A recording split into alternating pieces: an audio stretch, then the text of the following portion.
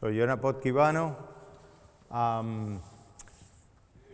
Some of you were already yesterday. Sokan voltatok ott tegnap is már a budaörsi továbbképzésen. I recognize some faces and Felismert pár arcot. Lehet hallani? Vagy? Most így jó? Okay. jó. Oh, jó. Okay. So I recognize some faces from yesterday. Once again, I'm very happy to be here. For me, it's a great honor to share a little bit what I got in 20 whatever years as a coach. Nagyon örül, hogy itt lehet, és nagyon örül, hogy megoszthatja veletek azt a tudást, amit 20 év alatt összeszedett edzőként. When Yuri Bacci asked me to give a kind of seminar or kind of lesson or how we would like to call it, I was very interested to speak about how to teach the overhead pass. Amikor Gyuri bácsi felkérte, hogy tartson egy szemináriumot, nagyon-nagyon örült annak, hogy a kosárérintésről tarthat egy előadást. And I also told Gyuri Bacci that perhaps the approach I will show it's a little bit different than how we normally teach the overhead pass. Hát, hogy az a megközelítés, ahogyan ő fogja ezt most bemutatni, az elképzelhető, hogy eltérő lesz attól, mint amit ahogyan normálisan tanítjuk a kosárérintést. And before of everything, I would like to tell you a short story. Mindenek előtt egy rövid történetet szeretne elmesélni. I have started as a volleyball coach in 1993. 1993-ban kezdett röplabda edzőként dolgozni. In Argentina, my home country, normally when we are studying at the sports university to become physical education teachers, we quickly go to work at the clubs because we are getting paid a little bit, so it helps us to survive as students. Amikor testnevelő tanárként tanult Argentínában az egyetemen, akkor ki lettek helyezve különböző klubokhoz, ahhoz, hogy ott gyakorlatot szerezzenek azért, hogy segítse őket az egyetemnek az elvégzésében. Therefore, most of the students to become after physical education teachers, we are right away working in clubs.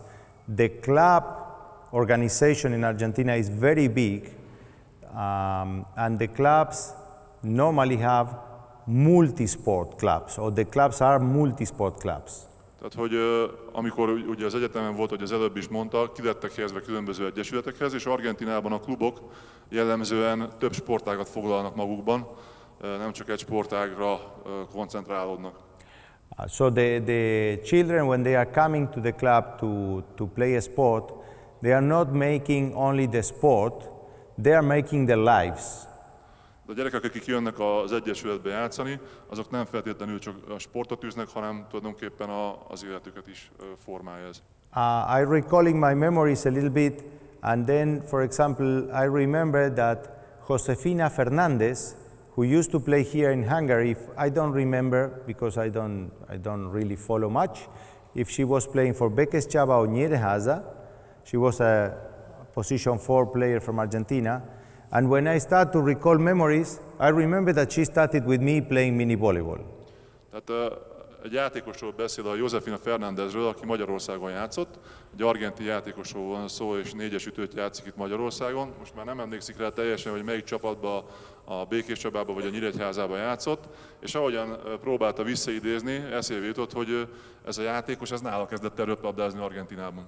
And when I'm talking that the kids or the children are making their lives, I remember that Josefina was sleeping in a platform like this one that I used to have in my gym, while the parents left her with the older brothers because they were all playing volleyball, and she was having a nap after school with 7, 8 years old. And then she became a big terrorist, playing good volleyball and played the Olympics and so on. And I said terrorist because she was with a lot of energy and really passionate about the game. Tehát ő, amikor pici volt, a Josefina Fernández, akkor emlékszik egy olyan esetre, hogy amikor a szülei hozták edzésre a kislányt, akkor az iskola után, illetve az edzés előtt a terembe aludt egy ilyen emelvényen vagy egy szőnyegen valahol a sarokba, és utána pedig olimpián vett részt, és egy nagyon terrorista játékos volt, tulajdonképpen ezt mondta, és nem tudom, hogy hogyan fordítsam magyarul, aki egy nagyon nagy erőbedobásra röplabdázott mindig is. And then I think we have the possibility also, when we are making up our way as a coaches, to share with the coaches from other sports. We have a really big interdisciplinary interaction with coaches from many different sports. Tehát amikor edzőként dolgozunk és fejlődünk folyamatosan edzőként, akkor nagyon fontos, hogy ismereteket osszunk meg egymással, edzőkkel, akár más sportágakból is, mert ez segíti a fejlődésünket. And the mini volleyball as a sport itself is the most important children's sport in the whole country. Tehát a mini röplabda, mint egy gyereksport, tehát egy különálló sportágként az egyik legfontosabb az országban. I just have a question as a curiosity just to know. How many of us here are sport teachers? Tehát hányan itt közülünk sportedzők, jelenlévők közül ezt szeretnék kérdezni? Hát a sport teachers, igen, testnevelő tanár. Wow, that's a lot. I think it's the first time since I'm abroad, I see so many sport teachers in volleyball seminars. Because in Argentina, we are many, and it's almost, as I told the story, we are many working in sport from the sport teaching pathway. Tehát Argentinában nagyon sok testnevelő tanár dolgozik edzőként, mert ahogyan elmondta, már az egyetemen nagyon sokan különböző klubokhoz vannak kihelyezve. And we are somehow responsible of developing the sport from the schools. That's why Tehát mi felelősek vagyunk azért, hogy fejlesszük a sportágat már az iskolákban is. That's why, for example, here in Kaposvár we have Peter. What's the family name of Peter? From Peter Varga. Yeah, Peter Varga. I heard the story of Pepe's father in Kecskemet or Székesfehérvár before, and I don't know the other stories. But I think when hallott egy-két sztorita is, egy-két példát sorol fel, az egyik a Varga Péter, aki ugye iskolában dolgozik, a Nagy Péter Peti bácsi, aki ugye Kecskeméten egy iskolában dolgozik, és onnan viszi a röplabdát tovább. And that's why a little bit my personal mission today is to push especially people who are working in schools to become even more enthusiastic like you are to get kids into our sport. A mai egyik küldetése az az, hogy titeket, mint testnevelő tanárokat még inkább bevonjon abba a munkába, hogy a gyerekeket azt tulajdonképpen a röplabdára elkötelezetté tegyétek. Playing volleyball normally is difficult. Röplabdát játszani normális esetben nehéz. Because it's a three-dimensional sport. Háromdimenziós sport. It is the only single sport as a team sport that we cannot catch the ball. Az egyetlen olyan csapatsportág, amiben nem kaphatjuk el a labdát. Everybody knows that. Mindenki tudja ezt. But sometimes I think the coaches, we forget this. De néha úgy gondolom, hogy az edzők ezt elfelejtik. And the approach on teaching the game by the game.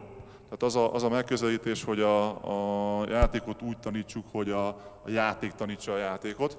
Is something that we should remember every single minute when we are organizing the training. Erre minden egyes pillanatban emlékeznünk kell, amikor egy edzést szervezünk.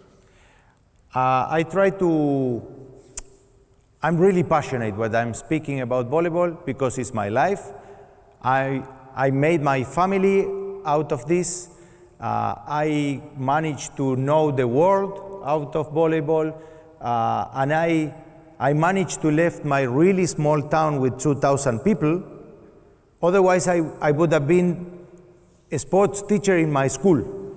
And it is something that volleyball gave me to know something different. Tehát a röplabdának nagyon sokat köszönhet, mert gyakorlatilag ennek köszönheti a családját, ennek köszönheti azt, hogy elhagyta a szülővárosát, egy kis települést, és gyakorlatilag az egész életét a röplabdának köszönheti, és ezért eléggé emocionálisan beszél a röplabdáról. So sometimes if I'm getting too emotional on the speech, don't get me wrong.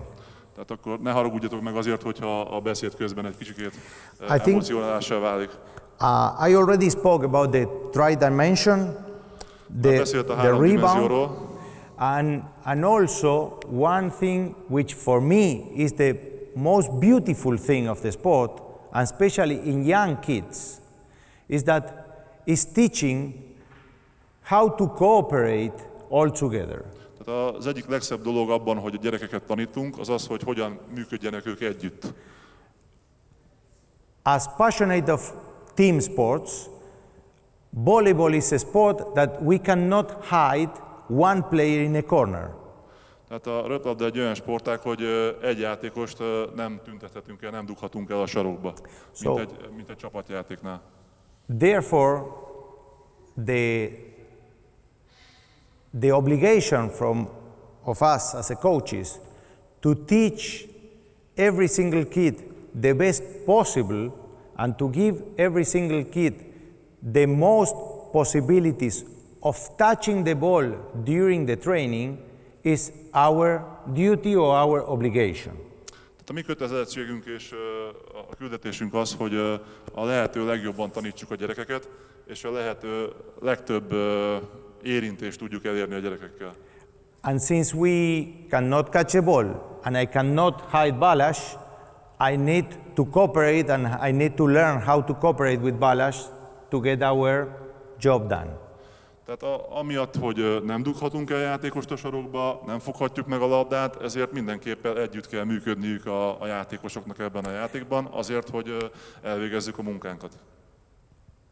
Except once maybe or twice, I never seen many junior trainings, but I can speak from my experience of seeing or being attending trainings in Spain, in Denmark, in Germany, in France, in Finland, in Argentina, in Italy, and one common thing we always try to push the young coaches is from the very first minute the kids are in, they should have a ball in their hands and play with the ball as much as they can. Tehát nagyon sok országban nagyon sok edzést, utánpótlás edzést is megnézett, az előbb felsorolta az országokat, ezt én nem teszem meg ismét, hogy az első és a legfontosabb, hogy abban a pillanatban, hogy a gyerek belép a terembe, abban a pillanatban adjunk neki a kezébe egy labdát, hogy a lehető legtöbb időt tudja a labdával foglalkozni. I had the teacher at the university who told me once, or who told us in our class, like, we have a bell in Argentina. When the school finishes the class, it sounds a bell in the whole school. And have you ever seen a kid going to this spare time they have between the classes, walking out or running like a hell to play in the playground? Tehát onnan kezdte, hogy Argentinában úgy, mint nálunk, az iskolákban van ugye egy csengő, ami jelzi azt, amikor vége az iskolának, vagy az órának, és hogy láthatok-e már olyan gyereket, aki 2 óra között a csengőtől csengőig fogja magát, kirohan, és játszik a labdával. So, there are no kids making warming up to play in this 5 minutes, 10 minutes. Tehát egy gyerek sem melegít be ahhoz, hogy ebben az 5-10 percben játszon. The problem that I cannot put my finger on the ground becomes after 50 years old, not the kids with 10. Tehát hogy nem érem el a lábam ujját, az 50 éves koromban jön elő, nem pedig a gyerekeknél 5-10 évesen. There's not a reason, at least for me and also from the science, to make warm-up for the kids to play the ball sports. They should get the ball and do several activities as much as your imagination brings you, that they can get warm, let's say, or they do sports by doing the sport itself. Tehát a bemelegítést személy szerint se tartja fontosnak, és egyébként a tudomány is ezt mutatja, hogy emiatt gyakorlatilag nem kell a gyerekeknek bemelegítést tartani edzés előtt, hanem egyből adjuk a kezébe a labdát, és mindenféle ötlet alapján azonnal végeztessünk gyakorlatokat velük. When we are speaking about the techniques a technikáról beszélünk, of the sport, a sportág specifikus technikáról, I would like to introduce or to speak about szeretném bemutatni, vagy szeretnék beszélni arról,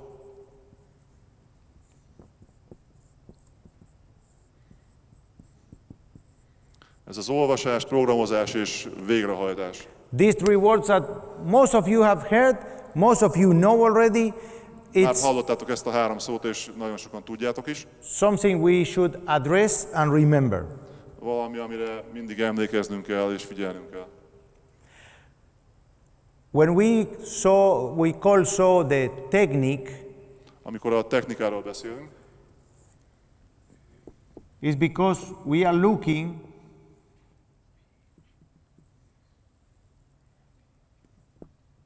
amikor technikáról beszélünk, akkor a hatékonyságról beszélünk. To make the sport more efficient. Tehát, hogy a sportágat hatékonyabbá tegyük.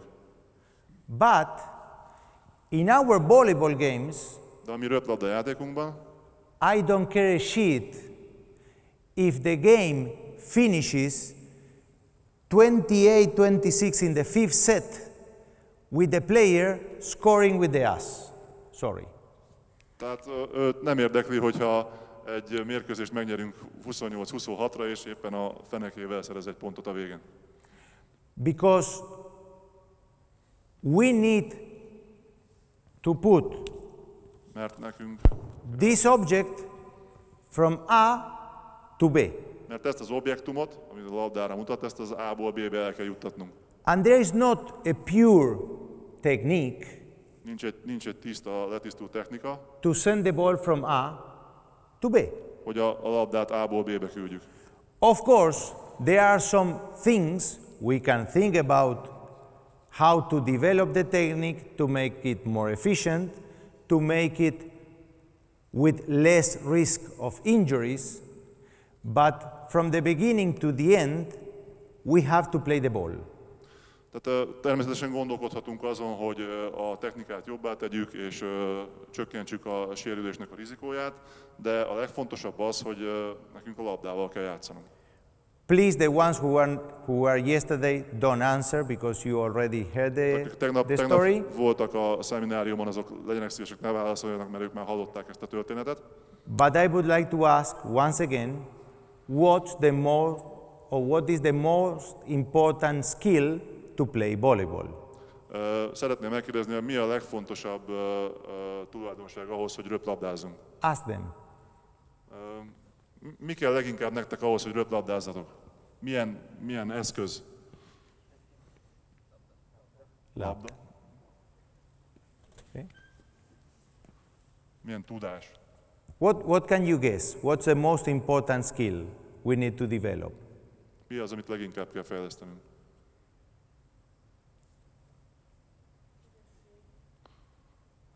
Ügyesség. Na, ez olyan ügyesség. Skill. Which skill? Milyen ügyességet kell fejlesztenünk? Ball skills. The ball skills. Okay. Where is the ball? Hol van a labda? Show me one ball. Mutassad a labdát.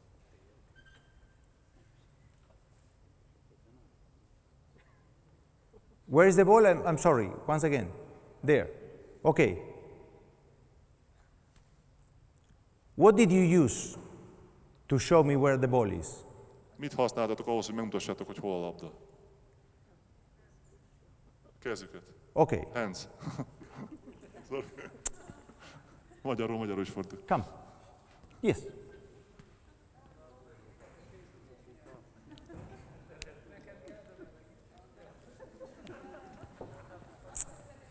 I don't remember the name. Jofi. Come, Jofi, come. Jofi, I'm sorry, I will use you as an example. Good. Try to tell me where the ball is.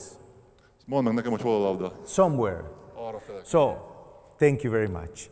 The most important skill we need to play volleyball is our eyes. A legfontosabb eszköz, hogy röplabdázni tudjunk, az a szemünk. Without the eyes, we don't know where the hell the ball is.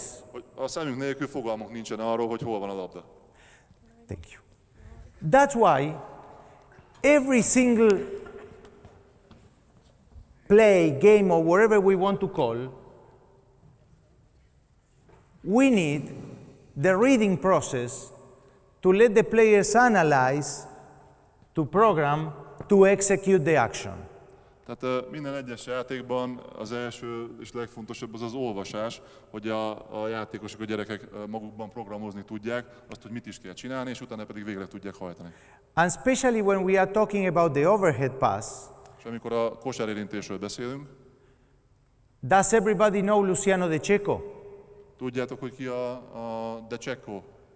Egy olasz feladó segít. Is the setter this year in Lube Civitanova, was the last 3-4 years, 5 years in Perugia,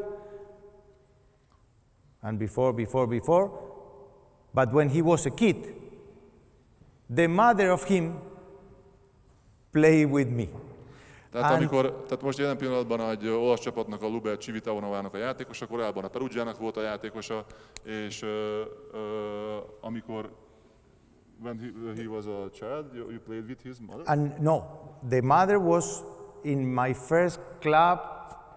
I was assistant coach, and she was still a player. Tehát az első csapat, ahol ő edző volt, ott az édesanyja, a De Ceccónak az édesanyja abban a csapatban játszott.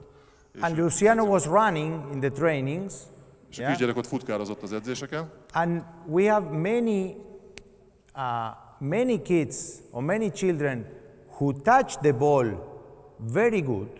Nagyon sok gyerekünk volt, aki nagyon jól ért hozzá a labdához. With marvelous fingers, but they don't know how to run to get under the ball. De nem tudták, hogy hogyan közelítsék meg a labdát. They don't have the idea on how to use the space. Nem tudták, hogy hogyan használják a teret. And because sometimes we are teaching the overhead pass against the wall, and only against the wall, they become champions of hitting the watch. Hát amikor a fallal szembe gyakorolják a kosárérintést, akkor bajnokokká válnak abban, hogy eltalálják az órát például. And we never realize that they cannot run for the ball. De after. Soha nem vesszük észre, hogy nem tudnak helyezkedni a labdához. So once again, it's important when we all do this kind of overhead passes, we try to reproduce or give a lot of activities with movement. Tehát amikor a kosárérintést tanítjuk, akkor az a lényeg, hogy a legtöbb tevékenységet, amit végzünk, azt ugye mozgásban tegyük. Because one thing that it's really, for me, ugly to see is junior teams where the kids are like in a computer class. That they are not moving at all. A legrosszabb, amikor gyerekeket látok egy fiatal korosztályban, amikor úgy röplabdáznak, mintha a számítógép előtt ülnének, és egyáltalán nem mozognak. And with these 2-3 things I will say, I finish all. Ez a két-három dologgal azt mondom, hogy be is fejezem. If I would choose somebody to start teaching young kids our sport, tehát, hogyha választhatnék valakit, aki alkalmasnak találnák arra, hogy kisgyerekeket edzen, ourselves, or when we are introducing new coaches, magunkat, vagy hogyha új edzőket vonnánk be. I would like you to think in these 2-3 things. Mindenképpen szeretném, hogyha ezre a 2-3 dologra gondolnátok. First of all, we need somebody who gets kids, who gets children into the gym. Tehát mi nekünk szükségünk van valakire, aki a gyereket be tudja csábítani a tornaterembe. Chapeau to Peter Varga. He has the school full of kids playing volleyball. Tehát a Varga Péternek az iskolában, ahol ő tanít, ott tele van a tornaterem röplabdázó gyerekekkel. Second, there are no kids good or bad in our sport. Második pedig az, hogy nincsen gyerek, aki rossz vagy jó lenne a mi sportágunkban. Because one of the biggest problems we have with volleyball, all of us spend a Sunday morning in a gym, in a beautiful day. Sometimes we need to be crazy to be doing this. And we are making for the passion we have for our sport. Tehát ahhoz egy kicsikét őrültnek kell lenni, hogy egy gyönyörű, szép vasárnap délelőtt egy teremben legyünk benn, és röplabdázunk, vagy a röplabdával foglalkozzunk, ehhez egy kicsikét őrültnek kell lennünk. So that's why the second thing is, I will reproduce some question I had when I started to coach mini volleyball in 1993. My team manager, my club manager, who became almost my father after, he is Gege. Az ő csapatmenedzsere, aki később tulajdonképpen az édesapjává is vált. Gege Combes. Úgy hívják, hogy Gege Combes. I was having kids playing mini volleyball and suddenly he came and said, Ruben, did you go fishing with the kids? Amikor a gyerekekkel elkezdett foglalkozni, akkor megkérdezte tőle, hogy voltatok-e már pecázni a gyerekekkel. And I looked at him and said, what are you talking about? Azt miről beszélsz? Ránéztem és megkérdeztem, hogy miről beszélsz. Said, yes. Have you been fishing? Igen, voltatok pecázni? No, why? Nem, miért? Because volleyball is not easy to start playing. So we need to engage the kids somehow, somewhen, in any kind of thing that they start to feel this team. Tehát először be kell vonnunk a gyerekek egy közösségbe, ahhoz, hogy érezzék azt, hogy egy csapathoz, egy csoporthoz tartoznak. And I'm still doing it, even with the professional teams. És ezt még most is csinálja, még a profi csapattal is. Not going fishing, nem pecázni mennek, organizing this gathering all together with any kind of stupid excuse, but to put the people all together. Tehát az a lényeg, hogy tulajdonképpen teljesen mindegy, hogy hogyan csináljuk, a lényeg az, hogy össze kell hozni az embereket, a gyerekeket. So, these 2-3 things that we need to fire up the passion that we have for our sport to the kids we are teaching, I think this is something we should address every single day when we go to the gym. Erre a 3 dologra minden nap emlékeznünk kell, amikor az elkötelezettségünkről beszélünk a sportág iránt, hogy egy kicsit feltüzeljük magunkat az edzések előtt. Because at the end of the day, one of the reasons that the sport becomes popular or not is our job when we are starting with them.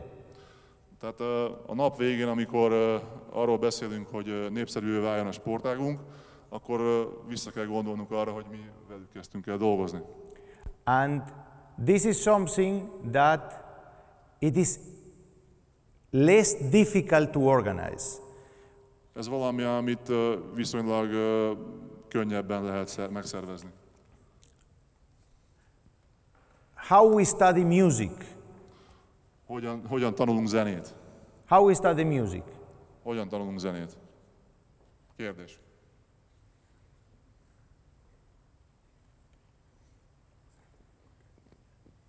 Válaszokat vár. What's the language of music? Mi a nyelvezete a zenének?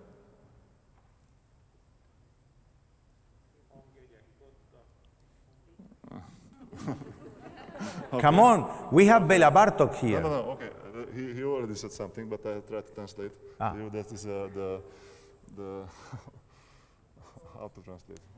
Valaki tudja? The notes. The notes. Yeah. Yes, bravo. How we write a language. Hogyan írjuk a nyelvét a zenének? Kotta. What is, Yeah. don't know what is. We need to write. Yeah, we use the letters.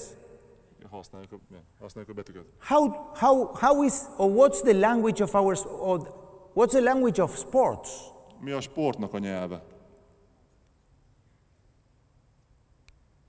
What's the language of sports? Movement. Different kind of movements. Maybe. Talán. That's good. Ez jó. How we teach the movements? Hogyan tanítjuk a mozgásformákat? By playing them. By playing them. Ciccio Peliciarini. Aldo Peliciarini was a kid in my club when we have the first professional team, and his sister was playing in our professional club. In our professional team. team. Amit mondott, tehát ő neki a testvére az egy játékos volt az ő profi csapatukban. I remember now. He was 7, coming every single day to the training because we had the swimming pool by the gym, and he was all the time looking at the professional team and then doing without the ball. Mindig jött be az edzésekre, és nézte a profi csapatot, és próbálta a mozgásokat leutánozni a pálya mellett labda nélkül. And he became a libero of the professional team 10 years after. És ő egy libero lett a profi csapatban 10 évvel később. Because the language of sports are the images, are the pictures, are the videos. And if we... A sportnak a nyelvezete a képek, a videók és a rajzok tulajdonképpen. That's why, once again, when we want to teach the kids, today, not when we started to be coaches, or when we started with Yuri Baci and Pepe's father, because there are a lot of young people here, but 20 years ago, when I started almost 30 years ago, there were not so many videos that we could use. Tehát 20-30 évvel ezelőtt még nem volt ennyi anyag, videó, kép a tanításhoz. Today we put YouTube and we found 300 millions of videos. Fölmész a YouTube-ra és 300 millió videót találsz a röplabdára. So, if I let them see YouTube videos, hogyha hagyom ők, vagy engedem nekik, hogy nézzenek YouTube videókat, constantly, and I tell them my passion of the sport, and say, guys, video. Look. Surely they will learn better than what I can teach. Sokkal jobban fognak tanulni ezáltal, mint ahogyan én tanítani fogom nekik. Because for sure, Luciano De Cecco plays overhead a lot better than me. Mert a Luciano De Cecco, a főadóra céloz ismét, akiről már beszélt korábban, az sokkal jobban érint kosarat, mint ő. And I hope not to be mean, David, but I think Sara Klijura hits better than Sasha and you. Yeah? Azt mondja, hogy hát a Sara Klijura, aki itt a Kaposvárban játszik, átlót, illetve szélsőt, az valószínűleg, hogy jobban tud ütni, mint ahogy a másodedző Dávid, illetve vezetőedző Sasha. And we have this power that sometimes perhaps we forget at the moment we are teaching the sport. Tehát van ez az erő, amit néha elfelejtünk, amikor tanítjuk a sportágat. So, once again, I hope that we can encourage this to make it better and using this kind of... Tehát remélem, hogy fogjuk tudni ezt használni, hogy jobbá tegyük ezt. Volley lexicon. Volley... Úgy hívja, hogy röplabda lexikon. Yeah, because if we have a doubt, what is... When I study volleyball today and I see what the teams are doing and so on, then if I have a doubt how to improve our block, then I take the last 3-4 competitions of Olympic Games, Volleyball Nation League, European Championship, where are the best of the best.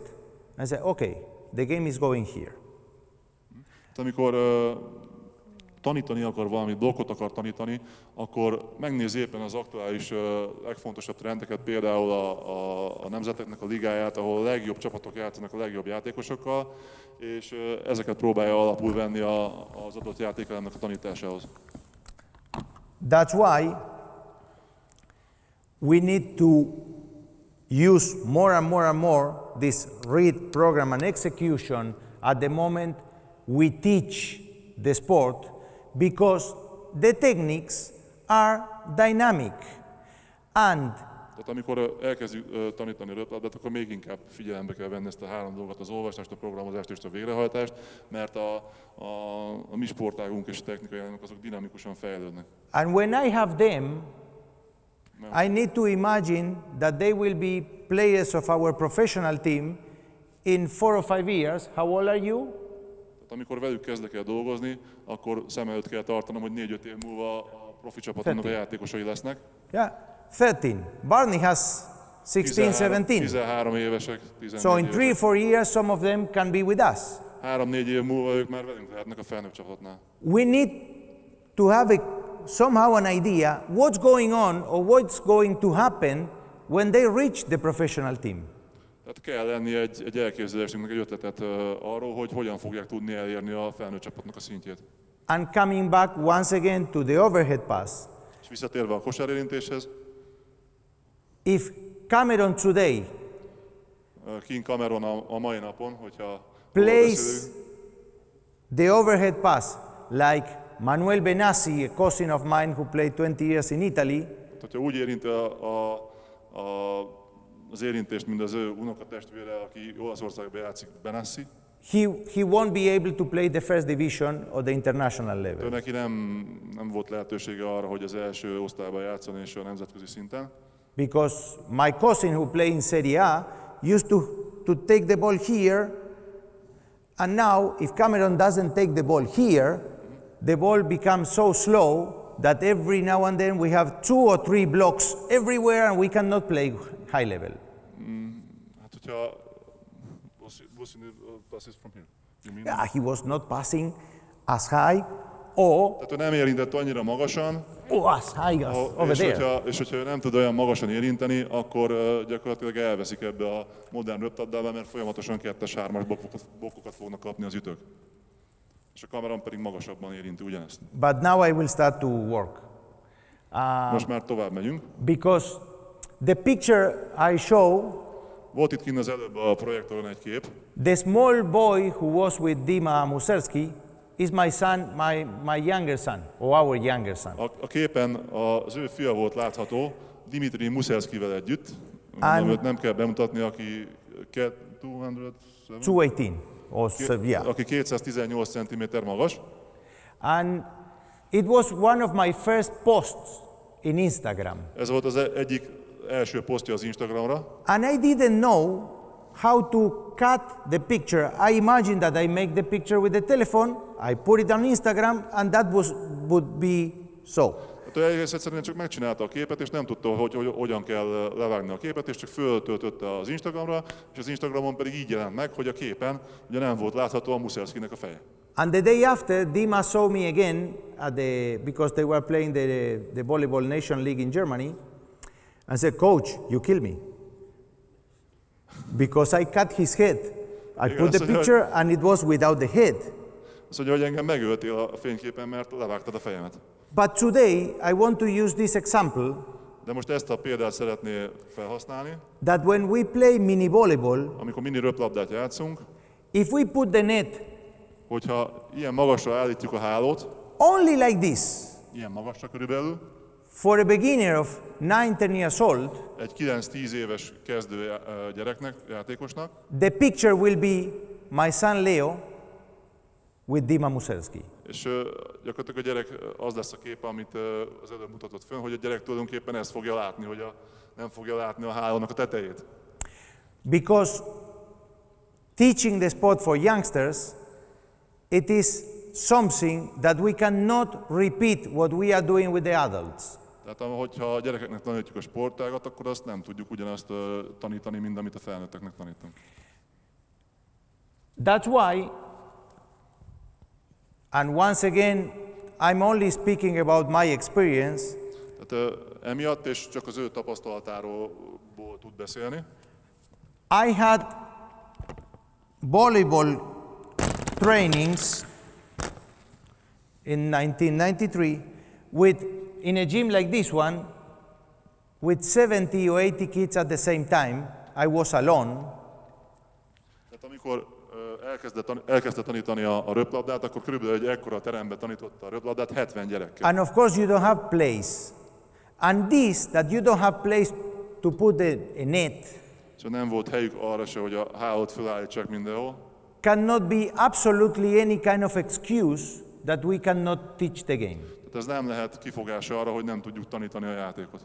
In Amazon, we can find also table tennis nets of up to like 50 meters long, Az Amazonon like találunk this, olyan pingpong hálót, ami kb. 50 méter hosszú, that we can use from wall to wall, amit tudunk használni faltól falig, because what is the most important at these ages is that everybody touches the ball from the beginning till the end. Tehát az ebben a korban a legfontosabb, hogy mindenki hozzájárjon a labdától, az edzés elejétől fogva az edzés végéig, a lehető legtöbbször. That everybody is touching the ball as many contacts possible. Second, as everybody has the possibility to read, program and execute as much as possible with different activities. Tehát ez a két dolog a legfontosabb, hogy a lehető legtöbbször érjenek a gyerekek a labdához, akkor ezt a olvasás, programozás és végrehajtást tudják a lehető legtöbbször alkalmazni, és ezt tanulják meg.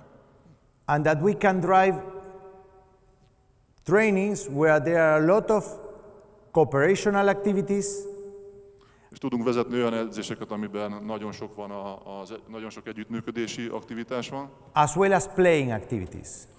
Ugyanúgy, ahogyan játékaktivitást is tudunk csinálni. So, then we can start talking about, let's say, the technique. Most pedig elkezdhetünk beszélni a technikáról. Please take one ball each. Mindenki vegyen fel egy labdát. Also, one thing which is, or I suggest a lot, is that in beginners, try to use as much as possible very light balls. Hát a kezdőknél nagyon fontos, hogy nagyon könnyű labdákkal kezdjünk el dolgozni. Because again, if we give the ball, the same ball that Mussorgsky plays with, to my son, in this picture with such a difference, the ball handling, it will never be the same. Tehát, hogyha ugyanazt a labdát adjuk a kicsi gyereknek a kezébe, mint amivel Mussorgsky játszik, akkor a labda kezelés, illetve a labdához való hozzáérés az természetesen nem lesz ugyanaz, mert a gyerek ugyan nehezebb labdához nem tud úgy hozzáérni, mint egy felnőtt. Come. We need to play the ball. Come, come, come, come. Come close, come close. Don't be shy. What's your name? Simon Bence. Bence. Bence. Dani. Dani. Peti. Peti? Dominik. Dominic. Muy bien. Domi, Peti, Bence, and Dani. What are the things we would like to ask to play overhead? Mik azok a dolgok, amit a Kosárérintéstnél meg szeretnénk kérdezni? Bence, what you supposed to do at the moment you contact the ball? Mit kell csinálnod ahhoz abban a pillanatban, amikor hozzáérsz a labdához? Bence. Be kell hajlítani. He should bend his arm. Okay. Good. Show, please. Mutasd meg, légy szíves. Can you show? Go, go. Yeah, go. Mutasd, gyere, bátran. Okay. Good. And if you need to teach somebody for the first time, I will suggest. Hogyha legelőször kell valakinek tanítanod a kosárérintést, akkor azt javaslom, hogy... Do you know what Coca-Cola is? Tudod, hogy mi a Coca-Cola? Everybody knows. Do you know Mindenki tudja. Coca-Cola? Tudod, hogy mi a Coca-Cola? Take a Coca-Cola bottle. Fogd meg egy Coca-Cola üveget. Fogd meg a labdát úgy, mint egy Coca-Colás üveget. How can you drink the Coca-Cola? Hogy tudod inni a Coca-Colát? Yes. right? Igen. And if we use it this as the mouth of the Coca-Cola, És hogyha használjuk a szerepet az üveg szájának, just drink again, így áll belőle. yeah? I would say it's not so difficult Azt mondanám, hogy ez nem annyira to say, nehéz. okay, Coca-Cola, we can drink the Coca-Cola, Igen, tehát hogy tudjuk még inni a Coca-Colát, hogyha a fejünk fölé emeljük az üveget. and then with the Coca-Cola, try to make a triangle Csinálj that egy you háromszöget catch a kezeddel, with the triangle, hogy úgy fog meg az üveget, mint hogyha egy háromszöget. drink the Coca-Cola, Így áll Coca-Colát, and now try to see the mouth of the Coca-Cola. és nézd a Through this száját az triangle. üvegnek ezen a háromszögen keresztül. Can you? Okay. És meg Good. tudod tenni? Meg. Benny Vence, come. Go here. Menj oda. Come. You are Danny. Petty. So, the only thing, Coca-Cola, and I see the ball between this, I call it window. Mint hogyha látom az üvegnek a nyakát, So, nevezzük drink the üveg- ablaknak, Coca-Cola throughout the window. és idd meg a Coca-Colát az ablakon keresztül. Go. Please, Danny Ti is and... menjetek oda nyugodtan párosával, Go. és ígyatok Coca-Colát. Yeah.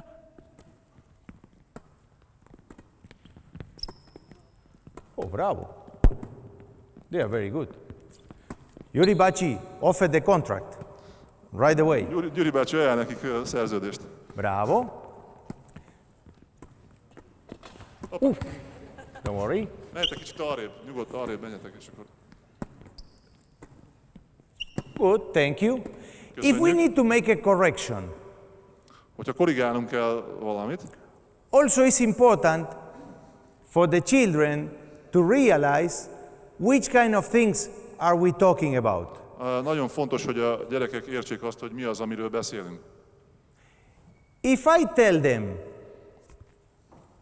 bring the Coca-Cola bottle higher, Hogyha azt mondom nekik, hogy emeld fel a Coca-Colás üveget magasabbra, they will understand, I think, easier that if we start to talk, once again, sorry, a lot of bullshit.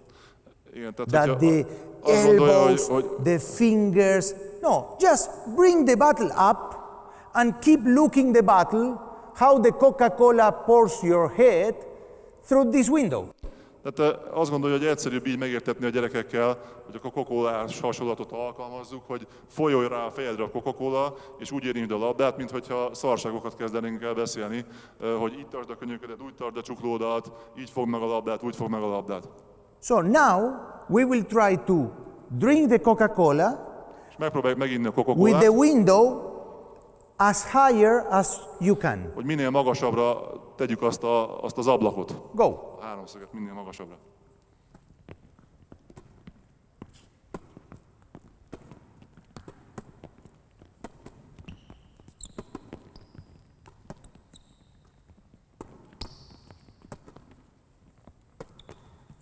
Okay, thank you. If we want higher, what can I do to bring the ball higher? Ha nem viszik föl, akkor mit tudunk tenni azért, hogy följebb vigyék a labdát? Andris, come, please.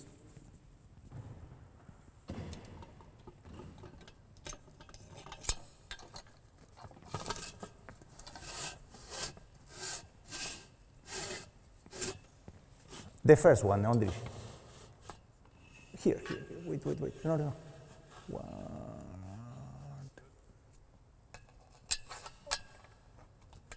Okay. Now, please. No, only the. You don't see anything. Just the first. Okay. Come, keep drinking Coca-Cola and put the ball over. Gyertek, igyatok még egy kis Coca-Colát, és a labdát a gumiszalag fölött játszátok át egymásnak. Go. Lehet.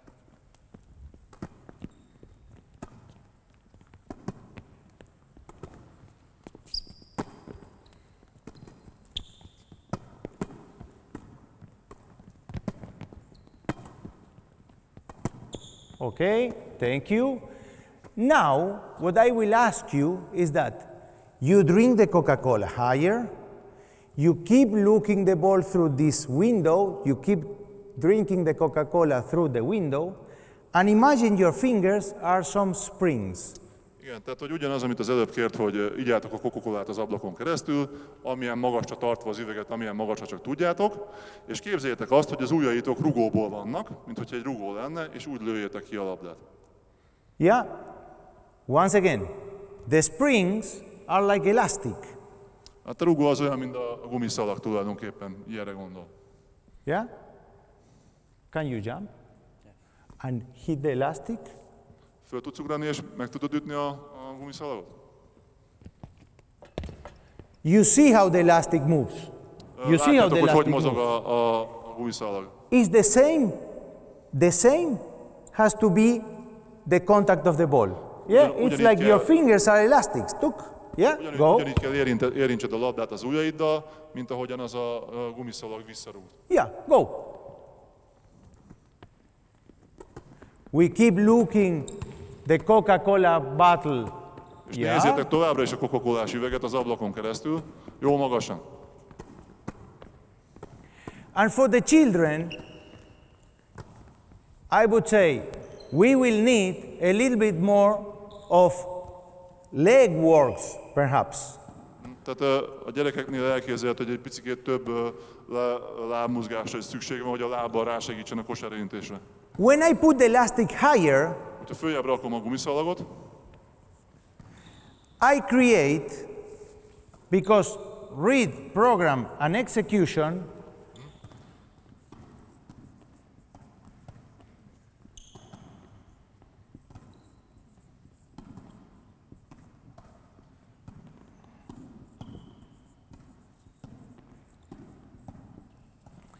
tehát egy ilyen probléma megoldó, tehát azzal, hogyha följebb viszi a gumiszalagot, az egy ilyen probléma megoldó formulát kreál, amit ugye a játékosoknak, a gyerekeknek meg kell tudni oldani. it's a problem solving situation, or it's a problem solving formula in this. Ez egy probléma megoldó helyzet tulajdonképpen. When I put the elastic higher, Ha följebb teszem a gumiszalagot, the kids will need to use the legs. And it's a not, gyerekeknek szükségük lesz arra, hogy a lábukat használják ahhoz, hogy a gumiszalag fölött át tudják passzolni a labdát. that I have to be beside them like a radio. Bend your knees, bend your knees, bend your knees.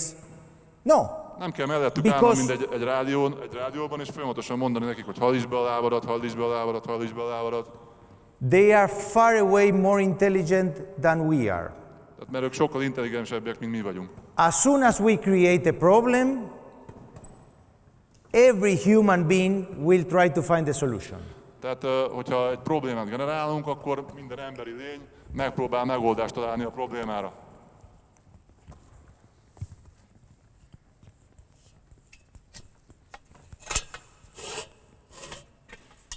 Put the third out, like when we put the for the.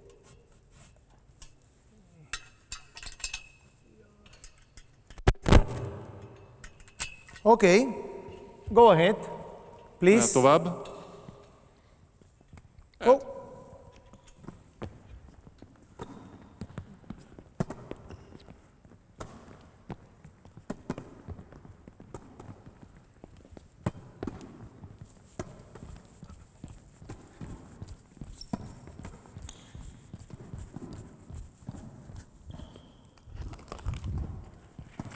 Bravo. Okay. We cannot pass the ball behind the white line. Go. Continue. Vamos. We cannot touch the ball behind the line. Yeah. Behind. We can contact the ball only between the elastic and the white. Tehát a labdát csak a bóják közötti területen belül érinthetitek. Tehát gyertek a bóján belülre, és a között érinthetitek csak a labdát. Go. Mehet.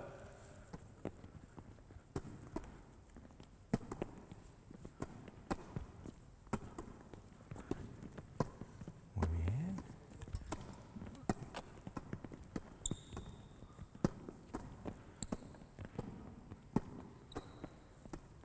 Okay, good. Very good. Thank you very much. Bravo. Köszönjük szépen, ügyesek voltatok. But don't go away. De nem menjetek sehol. Like this, let's say, as a cooperational things, we can create situations of counting how many. Csinálhatunk ilyen együttműködési helyzeteket, hogy számolni, hogy mennyit tudnak megcsinálni. I give money that if I tell who makes the most, everybody will try their best. Hogyha pénzt adok azért, hogy a legtöbbet csinálják, akkor mindenki a legjobbját fogja nyújtani, vagy legalábbis megpróbálni. And then I said, I hate not the children or not seeing the children running and moving and going and so on and so forth. So we will start. Utálja, hogy a gyerekeket nem látja mozogni, látni. If we want them to start, just only one, Andris. If we want them hogyha azt akarjuk, hogy ők to start passing, let's say, normal, hogy normálisan passzoljanak egymásnak, you will continuously touching folyamatosan érints, until addig, he comes and run and touch this one. When he comes and run and touch this one, he returns. Tehát addig, ameddig készül, de megérinted a bolyát, és utána visszatérsz a helyedre, addig neked he a will fejed return the föl kell tartani a ball labdát, and he will go to the other place. És elmegy a He másik will helyre. go to the other place. Okay?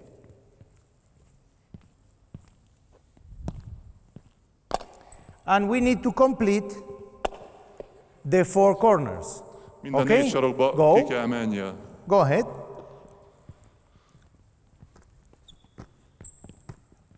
And you give the ball. You give the ball back. This, you contact the ball, run, and I'm waiting for you until you are in the middle with autopass. Addig passzolod a labdát a levegőben, ameddig Viszont? te vissza nem érsz a középhelyzetbe, és utána ő passzolja neked egyszer, te pedig visszapasszolod neki, és utána mész a következő sarokban lévő bóját érinted meg. Go. Mutassátok meg. And run. Eso, tac, tac. Yeah, eso. Good. Hey, what are you waiting? Come on, let's go. Segítsetek kirakni a bójákat. Let's go, let's go, let's go. This, there. Hop.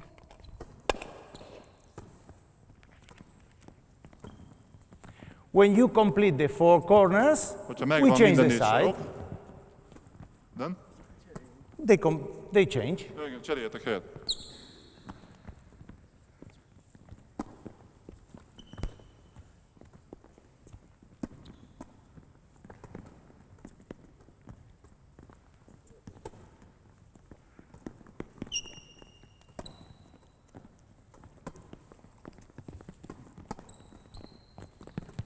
Bravo.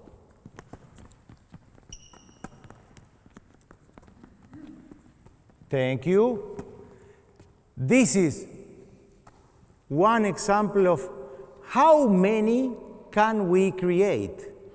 Ez egy példa arra, hogy mennyit tudunk mi kitalálni.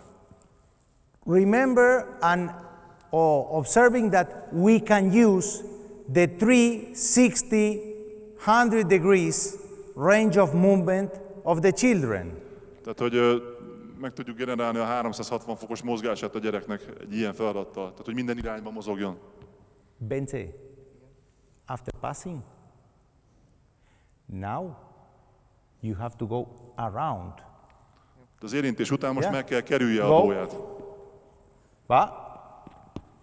Dale. Bravo. And then if we want to use more the legs, we can put higher. Ha többet szeretnénk, hogy használja a játékos a lábát, akkor följebb tudjuk tenni a gumiszalagot. And there is not a reason that they cannot learn how to move. És ez nem ok arra, hogy nem tudják megtanulni azt, hogy hogyan kell mozogni. Tehát nincs rá ok, hogy ne tanulják meg azt, hogy hogyan kell mozogni. What if now, after every touch, we turn one full turn? Tehát, hogy minden érintés után egy teljes kört teszel meg. Go. Lehet. No, sorry. You pass, Jó. you turn, Aha. Ja. and you run, and come back. Bap. Tehát egy saját maga körül forog 360 fokot.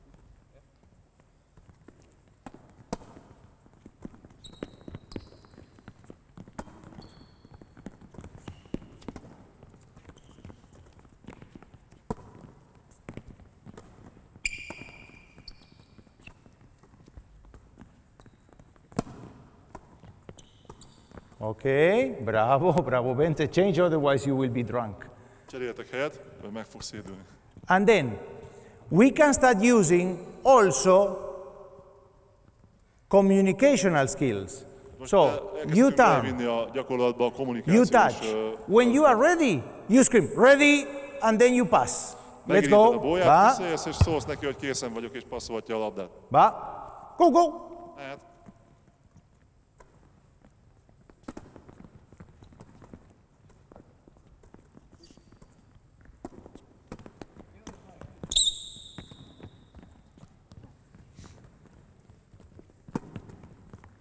Lehet hangosan.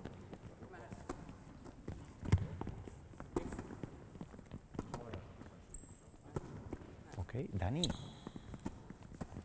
Stop just a little bit. Go on. Between every touch, your fingers, imagine you have two antennas. Okay? The antennas are touching your, between every ball. Okay? Listo? Let's go. Same. Continue, guys. Bap. Lehet tovább. Nem baj.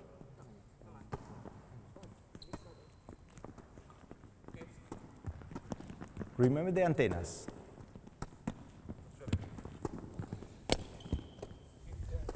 Let me show you. Go. I touch, and go.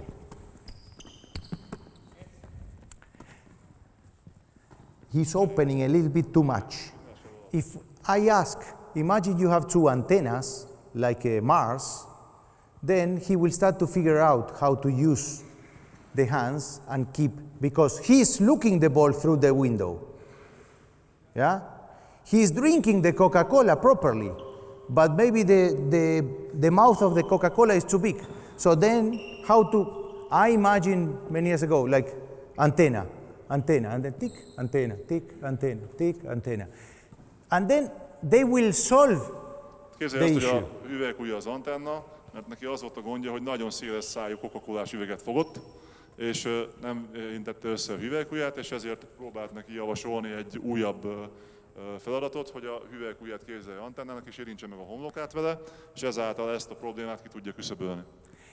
And now, in between, a little bit between the activities to learn how to contact the ball, we can play a game to 5 points. A game, as you want. You need to win a game now. Okay? Most a gyakorlat közben egy játékot tudunk játszani, 5 pontig. The limit meg kell nyerned a játékot. is the line. Ez a vonal. Yeah, we play in a small court, one against one, the full thing. Listo? Teljes pályán, egészen a kék vonal. Again to 5, go. És 5 pontig mehet. Start. Csak kosár, igen.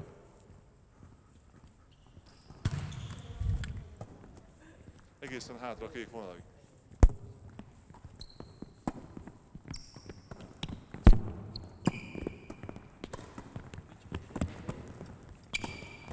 Ez nem volt megkötve.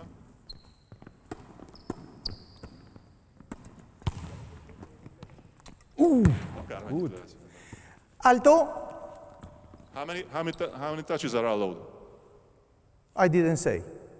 Nem mondta, hogy mennyi érintést lehet. How many touches can you make in a volleyball game? Hány érintést tudsz egy röplabdajátékban elvégezni? 3. 3. So you can touch 3 times, let's say. Tehát háromszor lehet, mondjuk azt, hogy háromszor érhetsz hozzá a labdához. And one little question. What can you do to win the point? Mit tudsz megtenni azért, hogy megnyerd a játékot? Position the balls. Where? Hova? To the corners.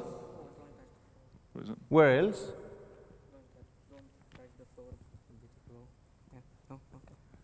We need to make the ball touch the floor?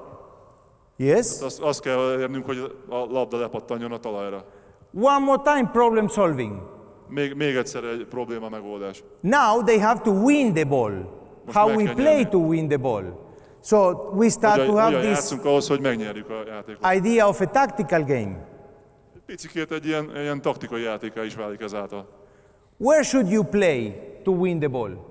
Hol kell játszanod ahhoz, hogy megnyerd a labdát? In the court. In the court, but where he is not. And I need to start using the tactic, how they move, to place the ball where the ball is, where the field is empty. It's the same thing I'm asking with the professional players. Tehát az a lényeg, hogy oda kell helyeznünk a labdát, ahol nem áll a játékos, és a pálya üres. You can touch up to 3 times. In smaller kids, I will allow them to catch the ball. A kisebb gyerekeknél engedélyezem, hogy megkapják a labdát. You can touch up to 3. You cannot catch now because you are grown enough. 3 touches, again to 5 points. 3 érintéssel egy játék 5 pontig.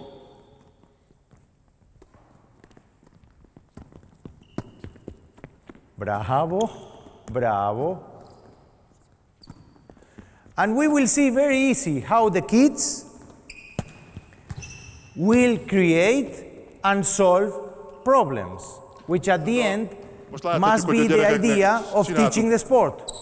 Látjuk, hogy a gyerekeknek csináltunk problémákat, és hogy ezeket a problémákat ők hogyan oldják meg, és ezáltal tanítjuk a játékot magát a gyerekeknek.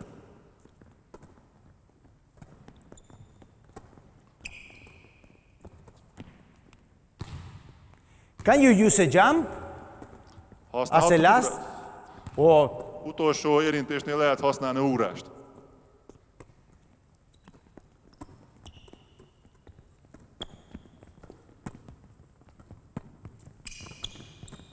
bravo.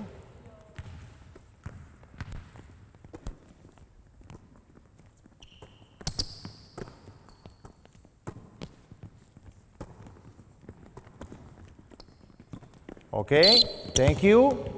How is the game? Mennyi az állás? And why I don't hear the score? Miért nem hallja az eredményt hangosan? Are you playing to win? Azért játszol, hogy nyerjél? Igen. Yeah. Yes. So then the score needs to be loud. Tehát You need to know who is leading, how the score is. 3-2. Okay, let's go. Play. Hangosnak kell lenni az eredménynek, hogy mindenki tudja, hogy mennyi az állás.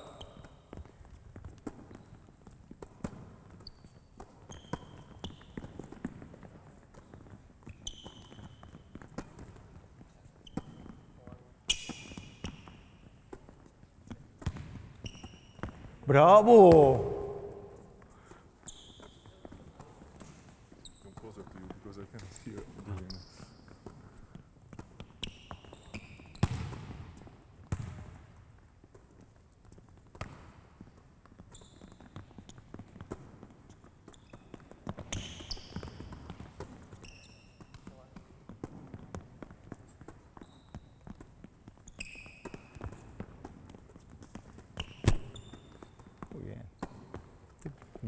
Good. Muy bien. You need water? Szeretnétek inni egyet? Okay. You can sit down just 1 minute. Üljetek le egy picit, jó? Persze. I think when we arrive to the practice, the kids start touching the ball with 100,000 of activities such as these ones, that you will be a lot more creative. My last mini volleyball training was in 2000, so I don't remember a lot. Tehát tudtok csinálni egy nagyon sok olyan játékot, amiben az a lényeg, hogy a lehető legtöbbet érjenek a labdához a gyerekek, és ti sokkal kreatívabbak tudtok lenni, mint én. Én kb. 20 éve nem tanítottam mini röplabdát. But the main thing we must remember every single second is that the children, like we with the professional team, must have fun. Tehát a minden egyes pillanatban nagyon fontos a szem előtt tartanunk, hogy a gyerekek azok élvezni akarják a játékot, ugyanúgy, ahogy egy profi csapat. Once again, Még egyszer. if the touch becomes cleaner and cleaner, the fingers well done, the window well executed, Tehát, hogyha az érintések egyre finomabbá válnak, the spring releases the ball a fast, rugó gyorsabban engedi ki a labdát, az ablak pontosabbá válik, the contact will become more efficient. az érintés az sokkal hatékonyabbá fog válni. But we need to propose activities that they are solving how to send the ball from A to B. Tehát olyan gyakorlatokat kell kitalálnunk, ami azt javasolja nekik, hogy hogyan küldjem át a labdát A-ból B-be. Because at the end of the day, not all of them will be setters, Mert a nap végén nem mindenkiből lesz feladó, but they need the experience to contact the ball 3 millions of times, de nekik meg kell azt tapasztalni, hogy hogyan érjenek a labdához kb. 3 milliószor, and they will learn, because even és meg us, fogják tanulni, we can learn. mert mi is tudunk tanulni. Yeah? So, in this, let's say, regards, it's a little bit basic what I propose only with one with one or one against one. Tehát ebben a mostani bemutatóban az, amit azt mutatta be, hogy mi az, amit én javaslok egy-egy ellen. Come. Gyertek vissza. If we want to stress the movement back and forth, Hogyha azt akarjuk, hogy előre-hátra mozogjanak a gyerekek, I will make this long court like I did. ezt a hosszú pályát jelölöm ki, amit az előbb megtettem. If I want that they know and learn more how to move aside, Tehát, hogyha azt szeretném nekik megtanítani, hogy oldalirányú mozgást hogyan kell végezni, we will play now 1-1, most egy-egy ellen fogunk játszani, 1 in, 1 out, egy belül, Come. egy kívül, 1 in, egyben nyomod a belülre, 1 on the other side. Bence, go on the other side, please. egy valaki másik oldalra menjen. And now, we touch a ball between the white mark and the elastic. I touch a ball. After I touch a ball, I go out because my teammate is coming. Danny, go with Bence. Te ketten együtt vagytok, és hogyha érintetted a labdát, akkor lemész a pályára, és te jössz be helyette. Jól nálatok ugyanez? And once again, Szerintem csak ez lesz a pály. And this is the baseline. yeah, És ez az alapvonal, ezen belül kell röplabdázni a két bólya közötti terület. if I ask them, let's say, to play a game, because Őket, hogy játszanak egy játékot, Bence doesn't want to lose, mert Bence nem akar veszíteni, most probably he will develop what to do to get to the ball here and there without a problem. tehát ő saját maga fogja fejleszteni, hogy hogyan kell oda-arra mozognom és oda-arra helyre mozognom, amiatt, mert nyerni akar, probléma nélkül. Now we will count loud Most hangosan fogjuk számolni az eredményt, how many touches we do all together, hány darab érintést Four of you. csinálunk As a minden team. négyen összesen, but the only thing I cannot do is from the middle, I cannot pass to the middle. tehát középről középre nem passzolhattok. Jó, If tehát, I'm in the middle, I can pass there or here. If I'm here, I can pass to the middle or I can pass to the third mark. Tehát, hogyha középen vagy, akkor a két sarokba passzolhatsz, hogyha a szélén vagy, akkor középre is passzolhatsz, illetve a túlsó sarokba. And we count loud how many contacts we do. És hangosan Bab. számoljátok, hogy hány érintést sikerül megcsinálni. Go out. Számoljátok hangosan. Na 3, 4, számold. 6. Go, go, go, go, go. Don't worry. Play, play, play, play, play. Okay, no problem, Danny. Perfect, perfect. Don't worry. Jó, nem baj, hogyha nem sikerül egy-egy kosarintés, menjetek tovább. Jó? And then, when we do this, our players in the professional team are playing every single day. They come and they are playing 1 against 1 here. Tehát a felnőtt játékosok ugyanezt a játékot játszák, ilyen oldalirányú mozgással. Are they training? Edzenek most? Could you repeat? Is it training? Ez most egy edzés? Yes. Definitely yes. Persze, hogy az. Because as long as they need to solve a problem, Addig, ameddig problémát kell megoldaniuk, they are using the skills, they are using the way to become more efficient, addig használják a készségeiket, és folyamatosan egyre inkább hatékonyabbá válnak. and sometimes what we need to fight ourselves. És valami, amivel magunkkal kell megküzdenünk. Play again. Go. Játszatok Same. egy játékot. Count loud, please. Hangosan, légy szíves. Is that sometimes when we see them go, go, go, go, when we see them struggling, that they are crossing the legs, that they are falling, Akkor látjuk őket küzdeni, amikor oldalirányban mozognak és megbicsaklik a lábuk és elesnek. we feel frustrated because we think that we are not teaching them good, because they are not moving perfect like Karch Kirai. Mert frusztráltnak érezzük magunkat, mert azt gondoljuk, hogy nem mozognak tökéletesen úgy, mint Kács király. And if you let them do this for 2-3 days, És hogyha hagyod őket ezt a játékot játszani 2-3 napig, they will play perfect and they will learn how to move. ők tökéletesen fognak játszani, és meg fogják tanulni azt, hogy hogyan kell mozogni. But if I want to win on Saturday the 4-against-4 tournament, Hogyha szombaton meg szeretném nyerni a 4-4 elleni versenyt, tornát, maybe I won't give them the opportunity to learn how to move. akkor nem biztos, hogy ezt a lehetőséget megadnám nekik, hogy hogyan tanuljanak, hogy megtanuljanak mozogni. So this is an internal fight. We need to decide what to do. Ez egy belső harc, hogy eldöntsük, hogy mit kell csináljunk. Magunkban Because- egy belső harc. By training like this, from 1993 to 2000, our club in Argentina, we had under 14, under 16, under 18. None of these three ages were less than the top 3 in the whole nation in men and girls.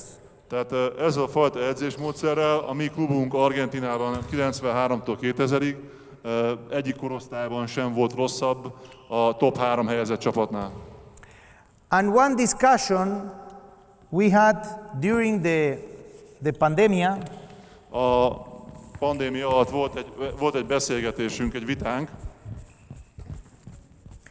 is how should we run the trainings or how should we teach the sport? hogy hogyan vezessük az edzéseket és hogyan tanítsuk a sportágat.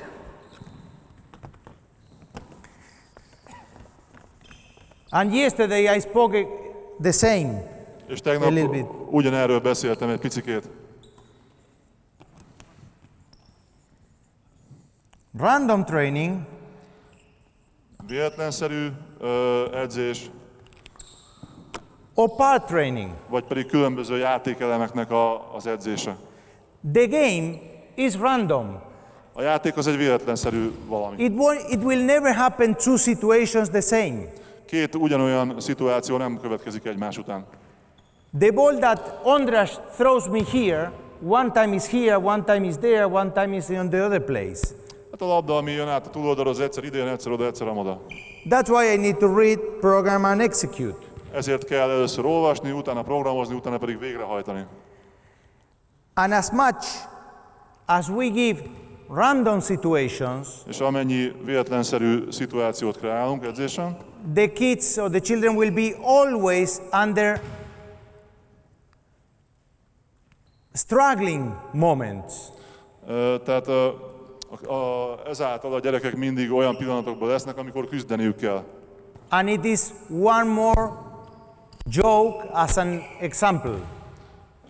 Ez szintén egy Please repeat one more. It's a joke, like an example. Ez egy vicc, mint egy példa. If tomorrow we open the doors of, is there any zoo in Budapest? Yes. If we bring the tiger from the zoo to the jungle, I think this tiger won't be able to eat or to find food as the tigers which are living in the jungle. Tehát, hogyha egy tigrist a budapesti fővárosi állatkertből elviszünk a dzsungelbe, akkor ő nem fogja tudni megszerezni magának az élelmet, mert nem azok között a körülmények között élt eddig.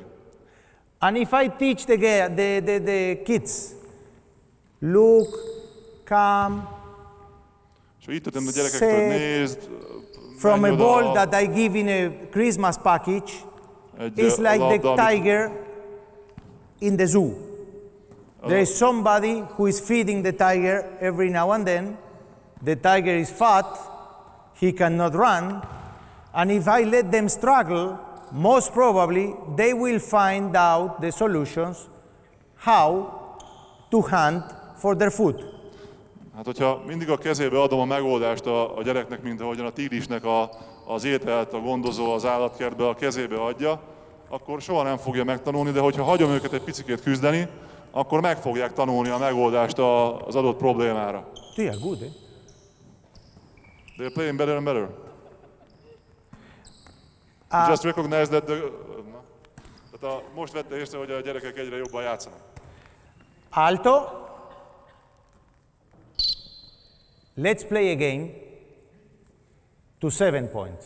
És játszatok egy játékot 7 pontig. But wait.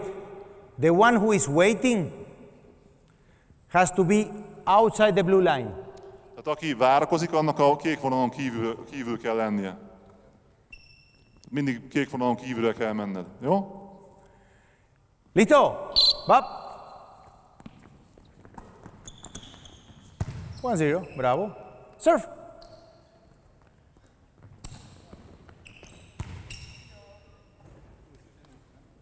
Hát hangosan számoljátok, és akkor lehet hallani. And then it's not that I'm building a rocket to go to the moon. Ez nem olyan, mintha egy rakétát küldenék a Holdra. But just changing little things. Pici dolgokat mindig megváltoztatok.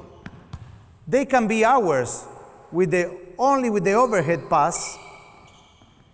Eltehetnek órák csak a kosárérintéssel. And they will make it better and more efficient. Sokkal jobban fogják csinálni, és sokkal hatékonyabban.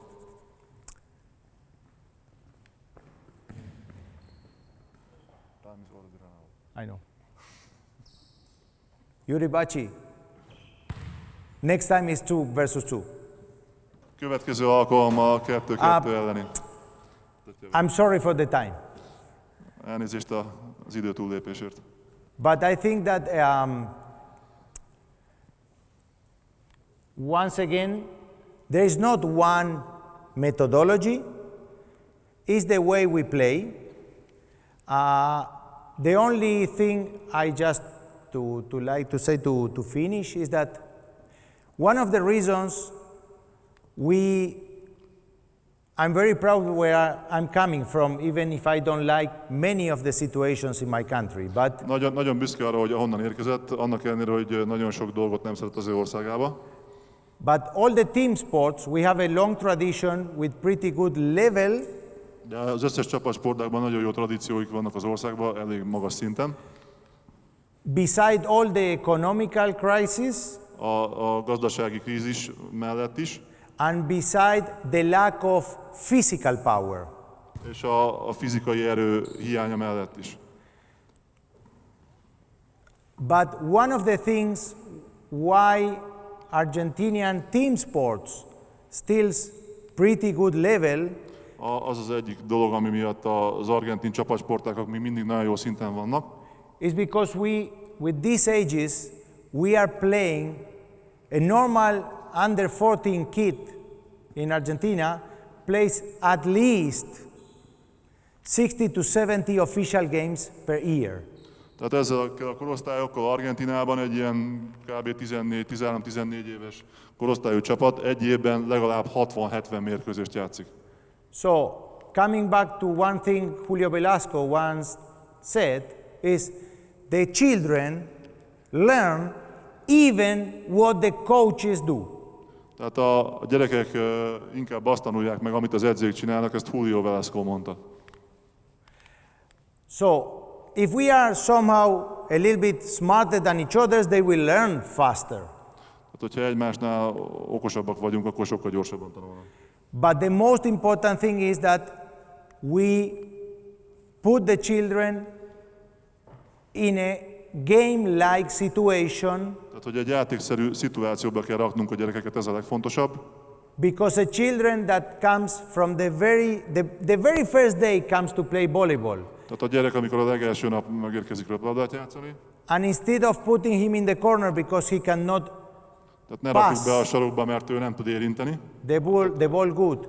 Finishes this day playing a game.